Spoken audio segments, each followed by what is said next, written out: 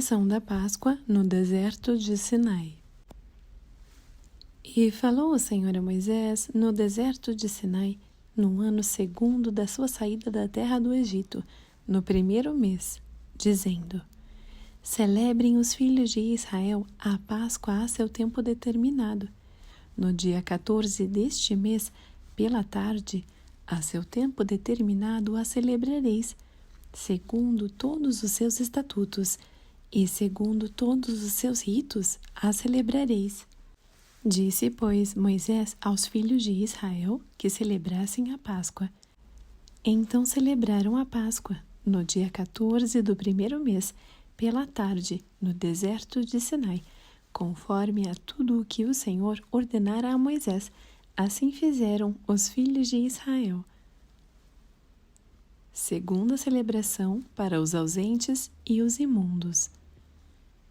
E houve alguns que estavam imundos por terem tocado o corpo de um homem morto, e não podiam celebrar a Páscoa naquele dia. Por isso se chegaram perante Moisés e Arão naquele mesmo dia. E aqueles homens disseram-lhe: Imundos estamos nós pelo corpo de um homem morto. Por que seríamos privados de oferecer a oferta do Senhor a seu tempo determinado no meio dos filhos de Israel? E disse-lhes Moisés: Esperai, e eu ouvirei o que o Senhor vos ordenará. Então falou o Senhor a Moisés, dizendo: Fala aos filhos de Israel, dizendo: Quando alguém entre vós ou entre vossas gerações for imundo por tocar corpo morto, ou achar-se em jornada longe de vós, contudo ainda celebrará a Páscoa ao Senhor. No mês segundo, no dia 14 à tarde, a celebrarão. Com pães ázimos e ervas amargas a comerão. Dela nada deixarão até amanhã, e dela não quebrarão osso algum. Segundo todo o estatuto da Páscoa a celebrarão. Porém, quando um homem for limpo e não estiver em viagem e deixar de celebrar a Páscoa, essa alma do seu povo será extirpada, porquanto não ofereceu a oferta do Senhor a seu tempo determinado. Este homem levará o seu pecado.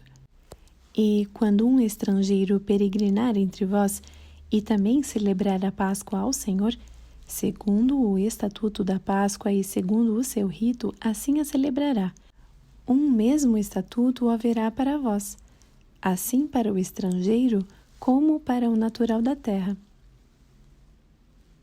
A nuvem guiando a marcha dos israelitas. E no dia em que foi levantado o tabernáculo, a nuvem cobriu o tabernáculo sobre a tenda do testemunho, e à tarde estava sobre o tabernáculo, com uma aparência de fogo, até a manhã. Assim era de contínuo, a nuvem o cobria, e de noite havia a aparência de fogo.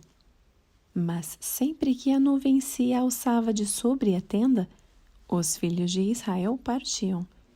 E no lugar onde a nuvem parava, ali os filhos de Israel se acampavam. Segundo a ordem do Senhor, os filhos de Israel partiam, e segundo a ordem do Senhor, se acampavam. Todos os dias em que a nuvem parava sobre o tabernáculo, ficavam acampados.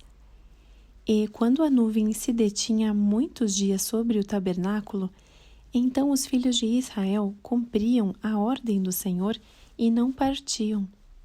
E quando a nuvem ficava poucos dias sobre o tabernáculo, segundo a ordem do Senhor, se alojavam, e segundo a ordem do Senhor, partiam.